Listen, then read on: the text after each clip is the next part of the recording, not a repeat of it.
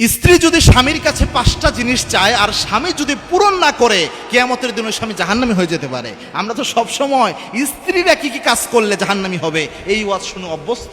পুরুষদেরও যে বিপদ রয়েছে কিয়ামতের দিন এই জিনিস আমরা শুনতে চাই না, প্রচারও করতে চাই না। এটা মারাত্মক একটা আমাদের কি বলা যায়, এটা অনেকটা হীনমন্যতা। পুরুষদের জন্য খুব গুরুত্বপূর্ণ হুঁশিয়ারি আল্লাহ হাফিজ ইসলামের হাদিসে রয়েছে। কয়েকটা জিনিস রয়েছে, তার মধ্যে 1 নম্বর হচ্ছে মহারণা।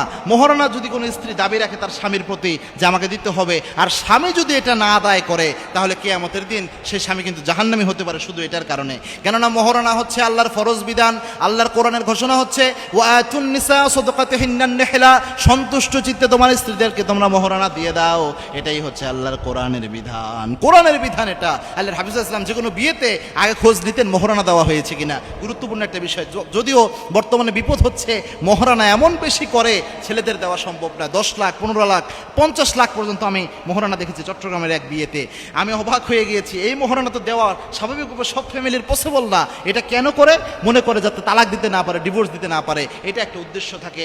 বিয়ের আগেই যদি আপনার ডিভোর্সের চিন্তা আসে, ওই বিয়ে কেমনে টিকবে, কেমনে বরকতময় হবে, আপনি একটু আমাকে বুঝান দেখি। এজন্য এই কাজ করবেন না। হ্যাঁ, মোহর যাই নির্ধারণ হয়েছে, ছেলে ওই সময় যেহেতু রাজি হয়ে গেছে দিতে বাধ্য।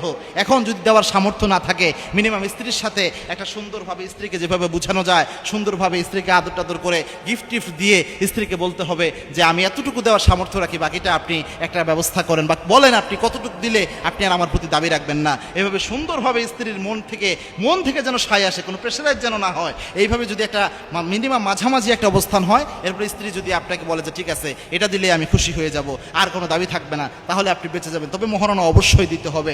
2 নাম্বার হচ্ছে জিনিসটা দিতে হবে, সেটা হচ্ছে আপনি যে মাপের খাবেন স্ত্রীকে ওই মাপের খাওয়াবেন, এটা অবশ্যই লাগবে। এটা যদি আপনি না দেন তাহলে আপনি কিয়ামতের দিন আসামি হবেন। 3 নাম্বার, আপনি যে মাপের পোশাক পরবেন স্ত্রীকে ওই মাপের পোশাক পরাতে হবে। স্ত্রী যদি চায় ওই মাপের পোশাক, আপনি দিতে বাধ্য। না দিলে অবশ্যই আল্লাহ রাব্বুল আলামিন কিয়ামতে আপনাকে আসামি বানাবে। 4 নাম্বার হচ্ছে স্ত্রীর সাথে আপনি ভালো আচরণ করবেন, কটু কথা বলবেন না, প্রহার করবেন না।